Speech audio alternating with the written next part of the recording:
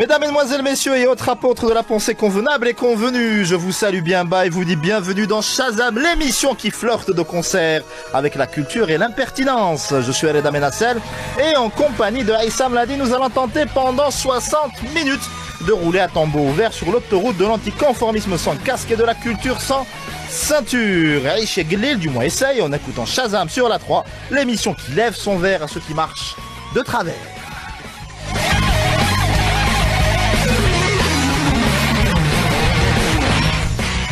Et au programme de cette émission exceptionnelle, comme toutes les autres, une spéciale TIC avec notre inévitable chroniqueur Ihab Tekour qui a eu la bonne idée d'inviter Monsieur Hakim Soufi, le PDG de Maservi. On débattra bien évidemment du nouveau projet de loi concernant le e-commerce, mais pas que. Et nous aurons aussi le plaisir de recevoir Monsieur Mohamed Cherif Amoukaran pour nous parler de son excellent livre, Le Petit Guide pour grand succès publicitaire. Et enfin, il sera question de Jisr France El Jazair, un séminaire qui vise à dresser des ponts entre ingénieurs, scientifiques, entrepreneurs et juristes des deux côtés de la Méditerranée et surtout dans le domaine des TIC. Les détails avec Wassim Ben Issa, vice-président du Jisr France El Jazair en direct de Paris. Et tout ça et bien d'autres choses encore, c'est dans Shazam, l'émission qui te lave derrière les oreilles. On le prouve tout de suite avec chakapong.com.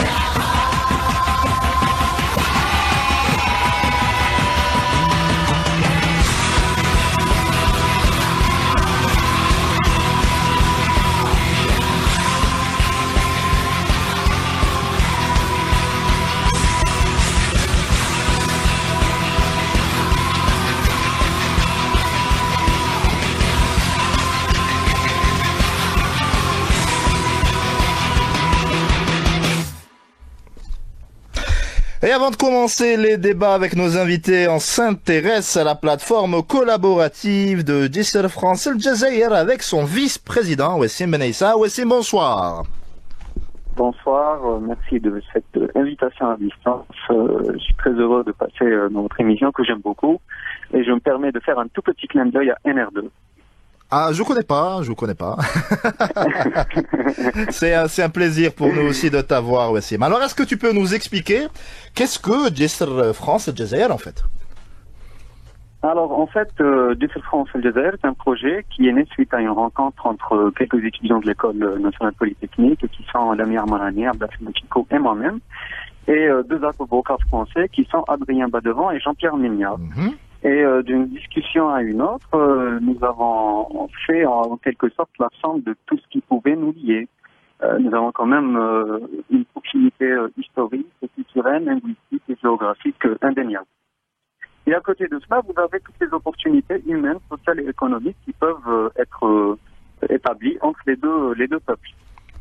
Donc les deux sociétés. D'accord. Et ça ne se faisait pas en fait suffisamment. Il fallait créer cette plateforme collaborative. Il fallait essayer de dresser plus de ponts, plus de passerelles. Exactement. Plus de ponts, plus de passerelles entre les deux sociétés civiles. En fait, on veut renouer ou revoir les relations franco-algériennes. Donc à partir de cela, nous avons pensé à créer un laboratoire d'idées qui a pour but déjà d'être un laboratoire d'idées, donc développer des synergies entre ingénieurs, scientifiques, entrepreneurs et juristes dans les domaines de la nouvelle technologie, de la révolution numérique, de la robotique, et aussi être un pont, quelque part, un espace de coopération entre la France et l'Algérie afin de susciter, de renforcer les partenariats adéquats au cœur du développement des deux pays, mais aussi constituer une sorte de force et de modèle d'échange entre l'Europe et l'Afrique. D'accord. Il y a eu déjà quelques initiatives de ce genre qui ont fleuri ces dernières années. Je pense notamment à Kafa'atoukom, etc. En général, c'était des initiatives qui n'étaient pas destinées à être pérennes, c'était très éphémère. Est-ce que votre projet, en fait, Jisr France El Jazair, est construit de telle manière à pouvoir durer dans le temps? Et alors, comment, en fait, surtout nous, notre base, on se base comme les éléments que j'ai cités au tout départ. Donc c'est vraiment, on souhaite lier les deux sociétés civiles. Donc nous nous basons sur des éléments, sur des défis que partagent les deux pays. Et en fait, nos activités, c'est des activités qui ne se limitent pas à une sorte d'événement ou quoi que ce soit. Donc nous souhaitons lier les entrepreneurs des deux pays, les étudiants des deux pays, en fait, les deux sociétés. Et donc c'est à partir de cela que nous souhaitons avoir des activités pérennes. D'accord. Comment y arriver de manière pratique, de manière palpable? De manière palpable, par exemple, nous travaillons actuellement de manière pratique sur une coopération entre l'INAPI et l'INPI. Ainsi qu'une coopération, l'INAPI, c'est la propriété intellectuelle. La propriété intellectuelle. Mais aussi, nous travaillons aussi sur la relation entrepreneuriale entre les deux pays. D'accord. Nous allons très prochainement lancer la plateforme Ticket for Change, lancée par Adel Galé aux entrepreneurs algériens, qui est une plateforme qui aide en fait les entrepreneurs à évoluer. Parfait. Alors, il nous reste à peu près 30 secondes. Est-ce qu'on peut détailler l'événement qui aura lieu dans quelques jours? En fait, l'événement, alors, oui, alors l'événement tournera autour de la révolution numérique. Ça touche à peu près à l'innovation, l'entrepreneuriat, la valorisation de l'innovation ainsi que le partage. L'événement se déroulera ce samedi, le 14 octobre, à la MDI Business School à Shrega. Alors, l'événement a été organisé en collaboration avec le club d'activités polyvalentes et le MDI. Et nous aurons des invités de marque. Je cite Marwan Debbar, professeur à Centrale Supélec, Farid Ghanem, directeur des produits télécoms au sein du groupe Brandt, Adel Galé, responsable de Ticket for Change, ainsi que Alexandre Katev et d'autres invités assez intéressants. Donc l'événement tournera autour de la révolution numérique et l'innovation. Wassim Benaissa, merci beaucoup d'avoir été en direct avec nous de Paris. Freeze, I'm a baker. Put your hand in the air and give me all your money. This is the story of my baker. Venus Cat from old Chicago town.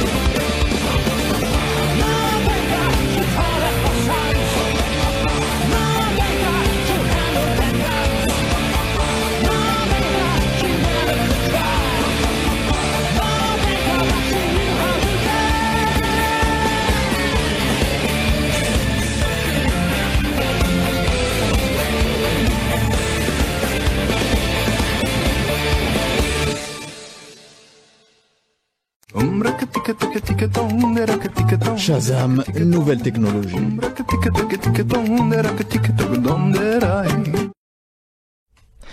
Et c'est un plateau d'exception que nous vous proposons pour le Shazam spécial TIC de ce soir avec d'abord Monsieur Mohamed Cherif Amqran pour nous parler de son livre Le Petit Guide pour grand succès publicitaire à ses côtés.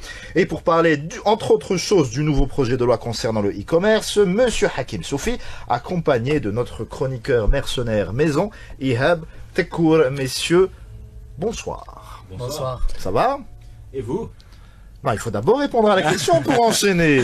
Alors, mais j'aime bien poser ce genre de questions avant que vous me les posiez, question de politesse. Parce que, imagine, donc, là, je déballe mon sac, je vais très mal, ou Andil Macheker. Voilà, on a terminé l'émission. Eh ben non, justement, parce qu'avec moi, ça va toujours être positif et toujours essayer d'aller de l'avant, parce que d'abord on le mérite et parce que la chaîne sur laquelle on est et l'émission dans laquelle on est montre qu'on peut faire quelque chose dans un pays qui a beaucoup d'espoir et qui a beaucoup de potentiel. Bravo. Je vous remercie. C'est la plus belle langue de bois que j'ai entendue depuis 2 mois, 3 mois, n'est-ce pas? Non. Depuis 2 mois et demi exactement. 2 mois et demi. On va d'abord commencer par Monsieur Mohamed Cherif Amqran pour essayer de disséquer avec lui son excellent livre que je conseille à tous les étudiants en publicité et en communication notamment. Rebonsoir. Rebonsoir. Donc merci de m'avoir invité. Je tiens à préciser que le livre, je l'ai coécrit avec Monsieur Luc Saint-Hilaire. Voilà, donc je suis très heureux de pouvoir en parler aujourd'hui et j'attends vos questions. Eh ben, ça va pas tarder. D'abord, qui êtes-vous, Monsieur Amqran? Est-ce qu'on peut avoir une petite biographie express pour les auditeurs d'Adjichin 3? Alors, Amqran Cherif, je me considère toujours comme étant jeune, puisque j'ai 35 ans, bientôt 36. Je suis expert en communication. Ouais.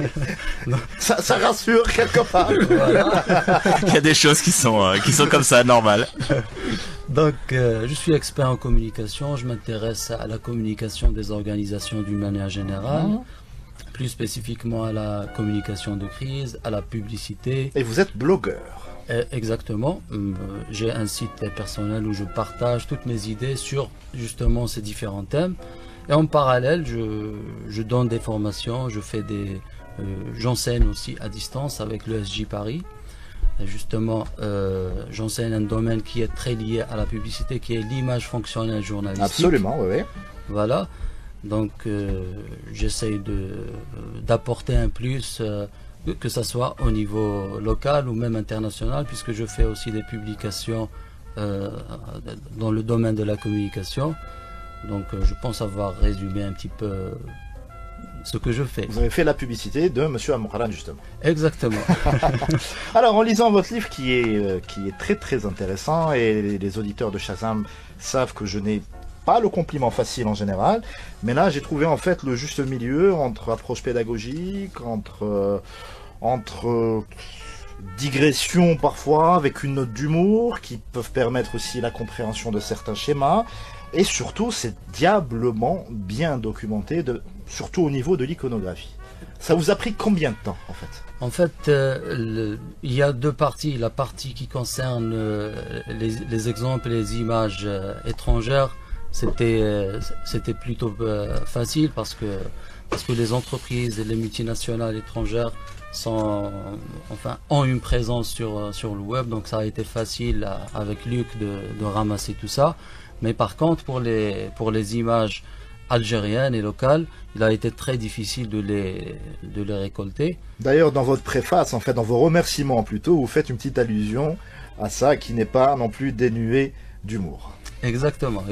Donc, pour répondre précisément à votre question, je pense que ça m'a pris à peu près 2 ans pour rassembler tous les exemples, parce que l'enjeu était de montrer que par rapport à tout ce qu'on dit, il y a une correspondance par rapport à notre pays, même durant la période coloniale. Oui, vous remontez très loin d'ailleurs. Voilà. Donc c'était la partie la plus difficile, parce que ce travail n'a jamais été fait auparavant, ce travail de récolte d'images. Et donc, j'espère qu'on va faciliter les choses pour les gens qui viendront après nous. Vous nous montrez même deux exemples dont j'ignorais complètement l'existence. Hein. Deux illustrations de Omar Racine. Exactement. Dont une sur une marque de boisson gazeuse très très connue dans l'Algérie, sans laquelle Mayahla Ramadan évidemment. Voilà. Enfin, selon la prétention de la marque, bien sûr. Ah oui, ça. Oui, mais enfin, en ce qui concerne ces deux images, j'ai eu la chance de les trouver sur un document édité par le ministère de la Culture. D'accord. Donc, c'était pas les images les plus difficiles à trouver. Alors, on va essayer de rentrer un peu dans le vif du sujet. Donc, en lisant le livre, hein, j'ai essayé de déduire en fait quelle est en fait la recette pour avoir de grands succès. Et je pense qu'en fait, votre conclusion, c'est qu'il faut qu'il y ait un équilibre entre le message, entre la forme et entre le canal. Pas que ça. En fait, la conclusion, je dirais que c'est qu'il n'y a pas de recette, encore moins de recettes magiques. Mais il y a surtout une espèce d'agrégat de choses à ne pas faire, exactement, à éviter, que l'expérience nous apprend. Exactement. Et puis la méthodologie que nous proposons, c'est une méthodologie qui laisse place à la créativité. Elle balise le chemin du créateur de la publicité sans lui fixer un schéma bien précis. Parce que c'est à ce moment-là qu'on tombe dans l'inefficacité et dans certains dogmes qui paralysent la communication et la publicité en particulier. Qu'en est-il de la publicité en Algérie? Est-ce qu'il y a du niveau? Est-ce qu'il y a de la créativité? Est-ce que les erreurs que vous mentionnez dans votre livre sont légion? Et qu'est-ce qu'il faudrait faire éventuellement pour rehausser le niveau? En fait, c'est difficile de porter un jugement absolu, mais je dirais que nous avons présenté des exemples, de bons exemples et de mauvais exemples sur la base de notre méthodologie. Après, les publicitaires peuvent y adhérer comme ils peuvent avoir d'autres manières de voir. Par exemple, ceux qui surchargent les panneaux publicitaires qu'on voit sur les autoroutes, par exemple, avec moult détails. Ah oui, c'est ça. Normalement, c'est des évidences quand bien sûr, on enseigne dans les écoles de communication. Exactement. Là, c'est vraiment des erreurs universelles. Ça n'a rien à voir avec la pensée publicitaire, avec sa manière de voir la publicité. Si je suis sur une autoroute, est-ce qu'il faut s'arrêter pour lire des fois parce qu'il y a du texte, oui, carrément. C'est une tonne d'informations, voilà. C'est des promotions, c'est des pourcentages. Exactement. Ce problème-là vient du fait que on n'adapte pas les messages selon le canal, justement. Vous pouvez trouver exactement la même publicité sur un journal ou sur un magazine, sur un site web et même sur un panneau routier. Alors que c'est une erreur, évidemment. Exactement. Le canal, ça fait partie de l'équation de du réflexion, succès. Voilà. Exactement. On ne peut pas réfléchir au message ni à la forme sans intégrer le canal. Il y a une synergie justement entre les trois, entre le message, je parle du message stratégique, le canal, la manière de joindre le public qu'on cherche à toucher, pas n'importe quel public, et bien sûr il y a la forme qui s'adapte au canal.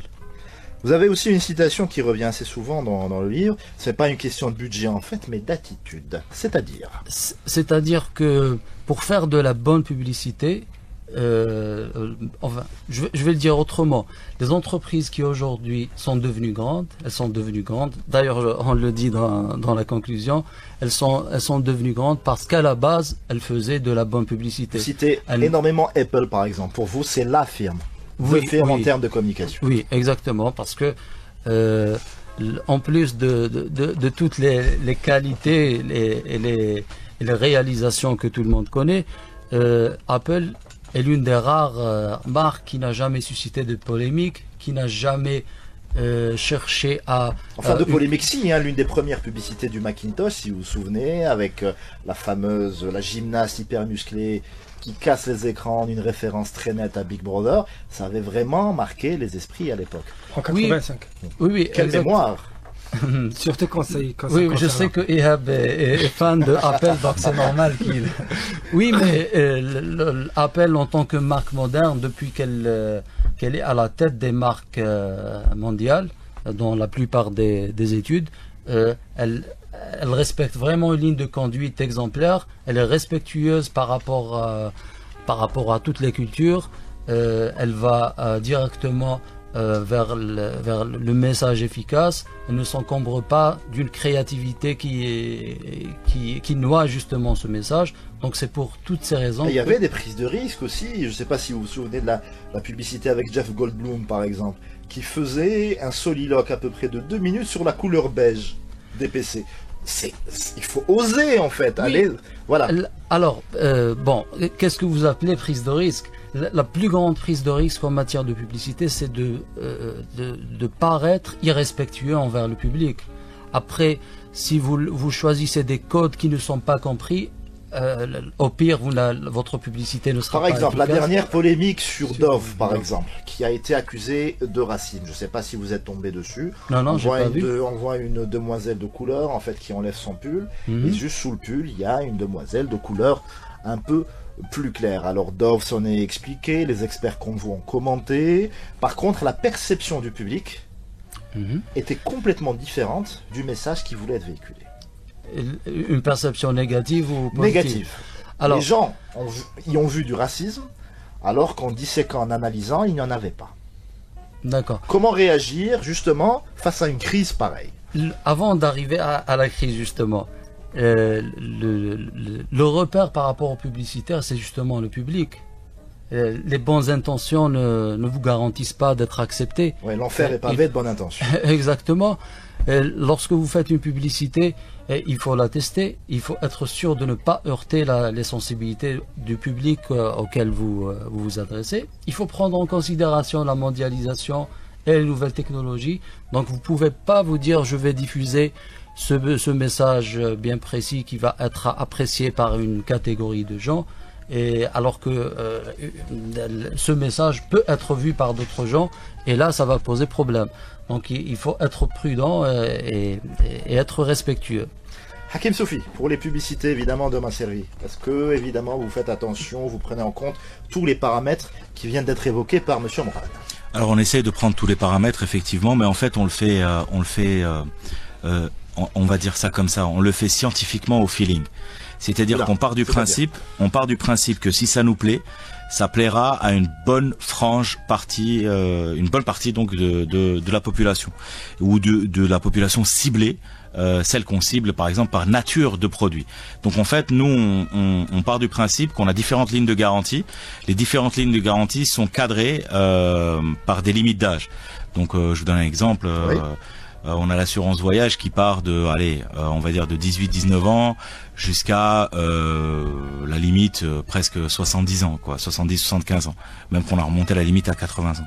Mais en fait, on fait extrêmement attention à ce que d'abord le message soit pas choquant et que surtout, parce que ça sert à rien d'être disruptif. Pour être disruptif, non, ou pour être choquant, non, pas du tout. On n'est pas, d'abord, on n'a pas la dimension d'une firme comme Benetton, par exemple, qui passe sa vie à faire ça. Tout à fait. Avec tout le respect que je leur dois, évidemment. C'est du classique, quoi. On donne des cours dessus. Mais nous, on est plutôt l'image est une image très positive. Pourquoi? Parce qu'on a envie d'aller de l'avant. On a envie de montrer qu'il y a des sociétés algériennes dans ce pays qui peuvent faire quelque chose et qui peuvent donner un signal positif à l'ensemble de la population. Donc en fait, notre créneau, c'est vraiment être positif. C'est-à-dire que je vous parlerai jamais d'autres types d'assurance que de l'assurance vie, par exemple, ou de l'assurance voyage. Donc l'idée est subliminale, c'est de dire qu'en fait, vous avez un partenaire à vos côtés, vous avez un assureur à vos côtés qui vous accompagne dans tous les moments de la vie. D'accord. Est-ce que c'est une bonne approche? Vous n'êtes pas obligé de dire oui, hein.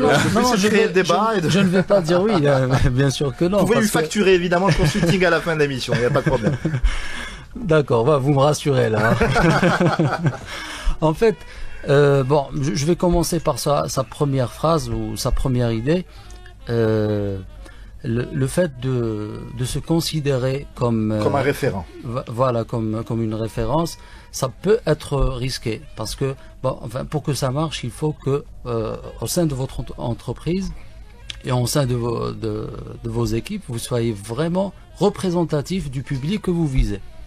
Donc, alors imaginons que vous vouliez vendre un produit pour les seniors, pour les clients seniors. Si vous faites un test sur votre équipe, j'imagine que la moyenne d'âge est assez jeune au sein de votre entreprise, donc ça peut induire des imperfections. C'est absolument vrai ce qu'il dit. C'est qu'en fait, à la base, vous pouvez pas parler à un public, par exemple, jeune, comme vous parleriez à un public un peu plus dit senior. Évidemment. Effectivement, qu'il y a des codes qu'on doit prendre en charge et qu'on doit implémenter dans chaque campagne. Mais on ne fait pas ce type d'erreur, mais c'est des choses effectivement que nous prenons très au sérieux parce que la communication en Algérie est très fragile.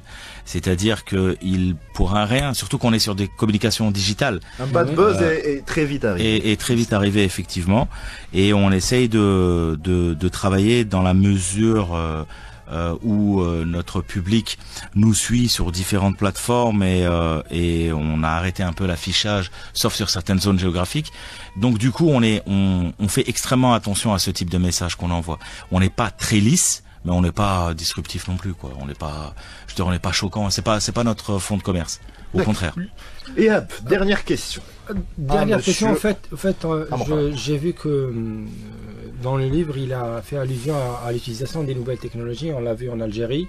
Que l'apparition notamment des réseaux sociaux a fait qu'il y a eu pas mal de bad buzz, comme l'a dit Reda, et on l'a vécu cette année. Hein. Et j'en ai cité un. Voilà, et je vois que est-ce que ça a plus d'impact? Ah oui, vous avez cité la boisson gazeuse. Voilà. Est-ce que ça exactement. Voilà. Est-ce qu'il y a plus d'impact avec l'utilisation des nouvelles technologies, ou avant c'était plus dangereux? C'était les mêmes erreurs, mais voilà, l'annonceur ne le payait pas aussi cher. Oui, en fait, toute communication dépend de la visibilité qu'elle va avoir, qu'elle soit positive ou négative. Évidemment, quand vous faites une erreur, les réseaux sociaux, le digital va l'amplifier et va faire en sorte que tout le maximum de personnes... Sublimer, comme dirait Issam. Voilà, quoique je ne suis pas... mais sur le numérique, on oublie rapidement. Hein. Pardon. Le bad buzz sur le numérique. Exactement, ça c'est le caractère du web. Le web est par nature éphémère. Les messages sont tellement consultés rapidement, ils sont tellement courts, souvent courts parce que c'est rétablir parce une que c'est image de rythmé. marque, en fait, si les dommages sont trop profonds, c'est très difficile. Ça, c'est une autre question. Il ne faut pas aussi s'imaginer qu'on peut rétablir la bonne image uniquement en passant par le canal initial du déclenchement de la crise. Ça. On peut passer par d'autres canaux. C'est une autre stratégie qui va se construire selon la nouvelle situation. Voilà. Donc, juste pour répondre à il nous reste 1 minute et je suis sympa. D'accord, je vais faire vite. Alors, les réseaux sociaux aujourd'hui, ce sont des outils, ce sont des espaces d'échange et de partage. Donc, justement, par rapport à l'exemple que j'ai cité dans le livre, c'est le dernier endroit où il faut jouer. Parce que l'erreur est tout de suite... si vous pouvez enlever rapidement un panneau sur une route, vous ne pourrez pas l'enlever. J'essaie de parler rapidement. Non, zen. D'accord. Vous ne pourrez pas l'enlever une fois que c'est diffusé sur le web. Et que ça devient viral. Exactement. C'est plus dangereux. Merci beaucoup, monsieur Amoukan. Merci beaucoup à vous D'être venu dans cette émission. Ça vous revenez évidemment plaisir, merci. Quand vous voulez. D'accord, à demain. T'avances, mais déjà. Et demain, il n'y a pas émission. Mais Ihab aussi, il disait à demain, il s'est retrouvé chroniqueur chaque mercredi. Moi, j'emprisonne les gens, il ne faut pas croire. Non, vous êtes vraiment le bienvenu avec grand plaisir. Merci beaucoup. On revient tout de suite après ceci.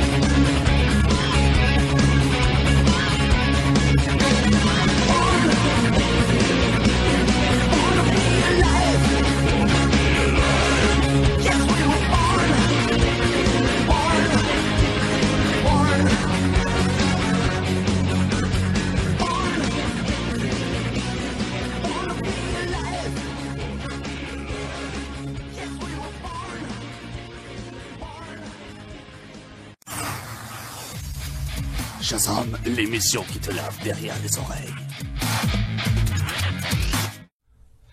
Officiellement lancé en octobre 2016, le e-payment est resté limité à quelques services en Algérie, tels que le paiement de certaines factures, dont l'électricité, le gaz et quelques assurances dans Masservi. Alors, lors du Conseil des ministres, d'il y a quelques jours, du 4 octobre 2017, un nouveau projet de loi concernant le e-commerce a été adopté. On est là pour en parler, mais pas que. Messieurs, rebonsoir. Bonsoir Reda. Alors Ihab, on commence par toi, vu que c'est toi qui vas poser les questions, pour mériter le salaire que je ne te verse pas.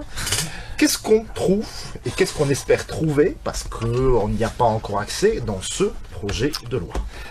Déjà, juste pour rappeler les dates les plus importantes, c'était octobre 2016 où il y a eu le lancement du paiement électronique pour les grands facturiers.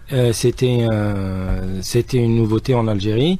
Et une excellente cérémonie très très bien animée. Oui, bien sûr. Voilà. Les cérémonies, on est champion. Concernant la réalisation, un peu moins. Absolument. Donc après, au bout d'une année, les chiffres commençaient à tomber, 100 000 transactions électroniques. Le potentiel du marché est très loin, énorme. Mais ça reste qu'il y avait la partie la plus importante, c'est Algérie Post qui était exclue pour la simple raison que c'est pas le même système. Mais on a vu qu'il y a des entreprises qui ont sauté sur l'occasion pour promouvoir cette pratique. Alors, quelques chiffres avant que tu ne développes, Ihab, si tu le permets. Alors, le marché du e-commerce a été estimé, attention, tenez-vous bien, à 2050 milliards de dollars pour l'année 2016. Dans le monde. Dans le monde. Et on parle de plus de 4 000 milliards de dollars en 2020. Moi,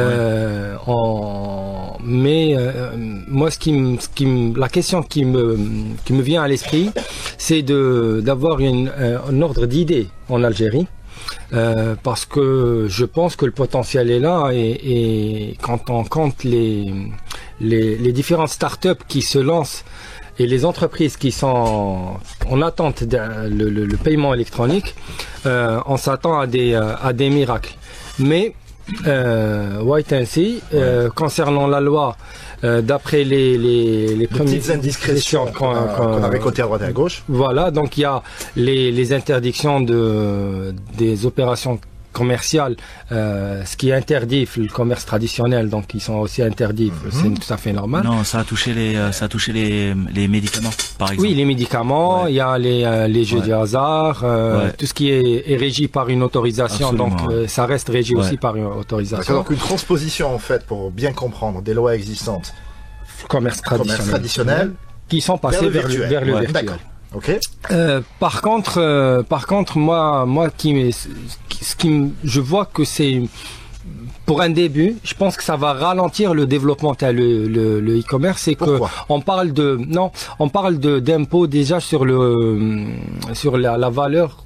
Le revenu pour les entreprises et les gens qui utilisent le e-payment. Moi, je pense que c'est au départ. C'est déjà des entreprises qui sont déjà imposables à la base. Oui, mais c'est une double imposition en fait. C'est pas une double imposition, mais en fait on est là en face en Algérie en phase de pédagogie, on essaye de faire monnaie pour aller vers inculquer la culture du e-payment. On le voit que les gens ont un problème de confiance. Mais c'est la même population quand elle part à l'étranger, elle utilise les cartes Visa et les cartes Mastercard sans aucun problème. Ouais, c'est incroyable. Le taux de bancarisation en fait en Algérie, c'est de 30% seulement. Si on compare avec la France, c'est presque les 100%.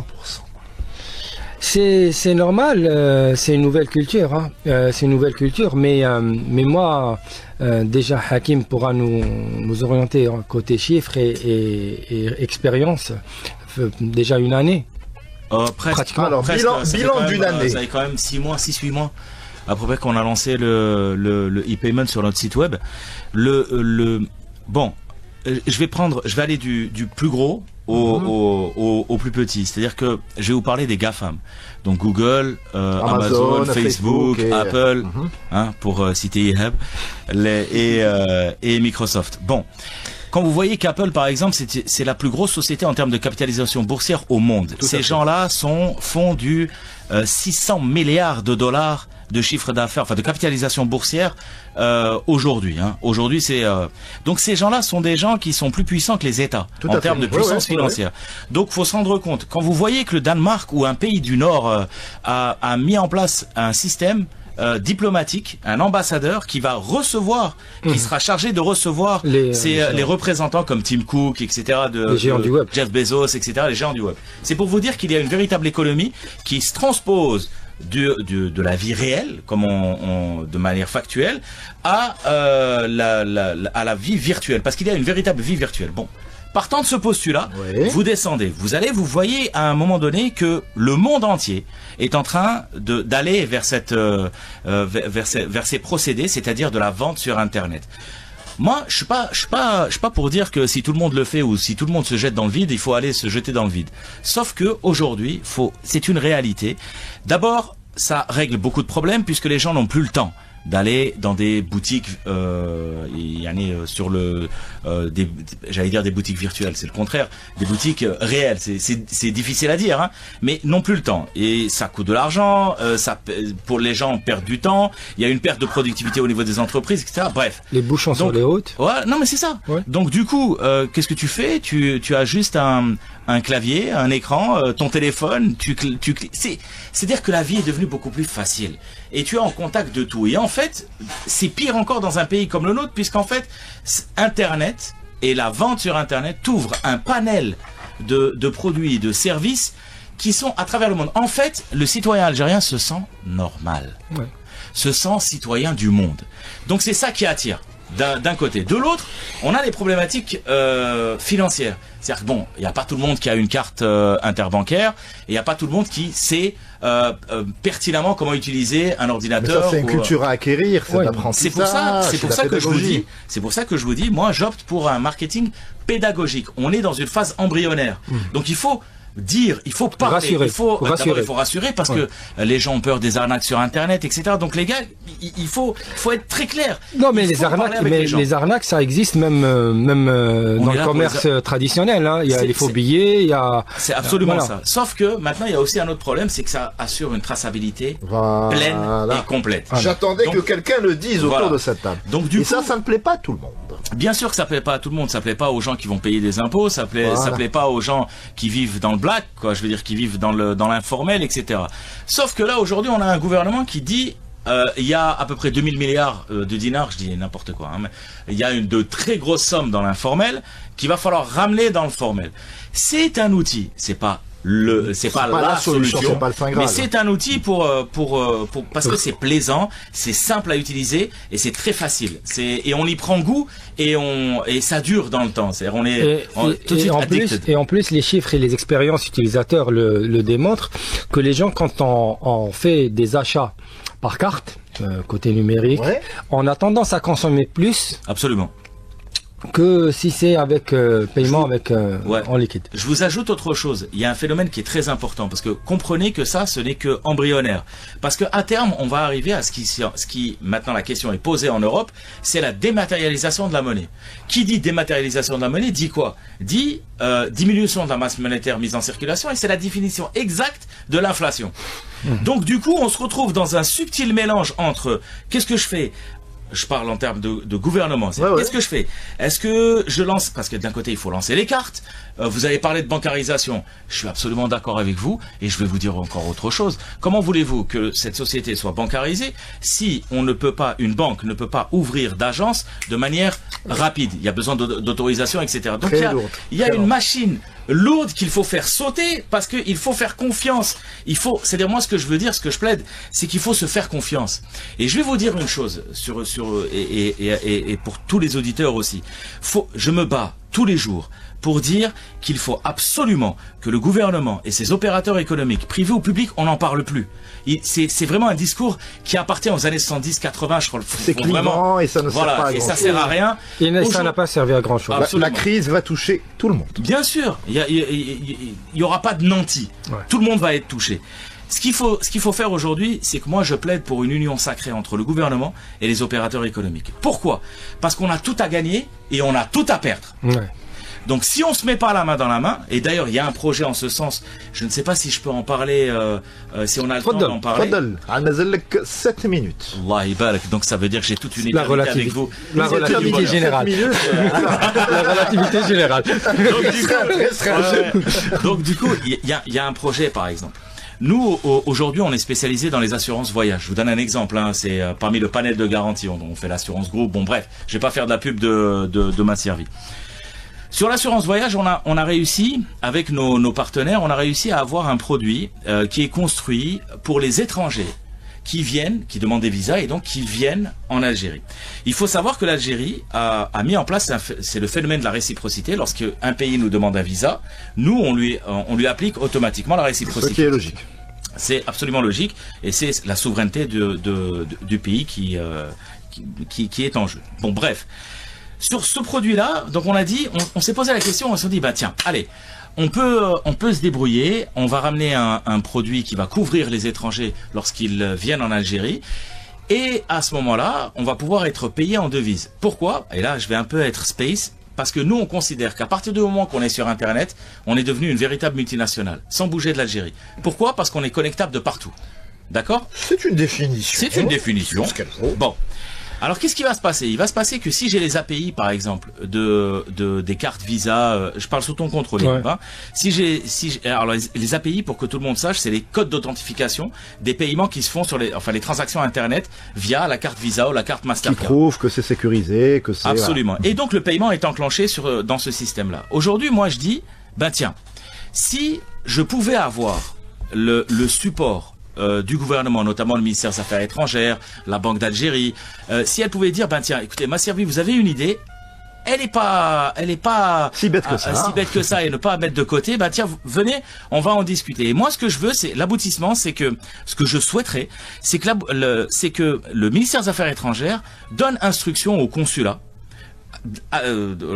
d'Algérie à travers le monde pour dire, bon, bah écoutez, maintenant, dans le cadre de la promotion des investissements sur Internet des compagnies d'assurance, etc., notamment algériennes, parce que je demande pas l'exclusivité, hein, il y a toutes les compagnies d'assurance. J'espère bien. Parce que ça sert à rien, de toute façon, la concurrence crée l'émulation.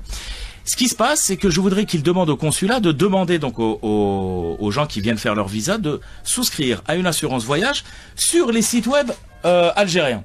Ça générerait du trafic sur les sites, ça permettrait de faire rentrer de la devise. De faire rentrer de la devise. Absolument. Alors, moi je dis un truc et je m'engage devant vous, hein, et je m'engage devant les auditeurs et devant tous ceux qui nous entendent. Marqué. Voilà, il faut bien devant Dieu. Donc ce qui va se passer, c'est que je m'engage devant vous. Si le ministère des Affaires étrangères ou si une institution gouvernementale me dit, allez, Monsieur Soufi m'a servi, on y va, on est ensemble et on y va, je m'engage à exiger auprès de ma banque de recevoir tous les produits de ces ventes, c'est-à-dire toutes ces devises, de les recevoir, parce qu'on a le droit de les recevoir 50% en devises, 50% en dinars. Je veux les avoir à 100% en monnaie locale. 100%. Pourquoi? Parce que je veux jouer ce rôle, Inch'Allah, si on me le permet, un opérateur économique qui enclenche quelque chose. Je vis en Algérie, donc je vis en dinars.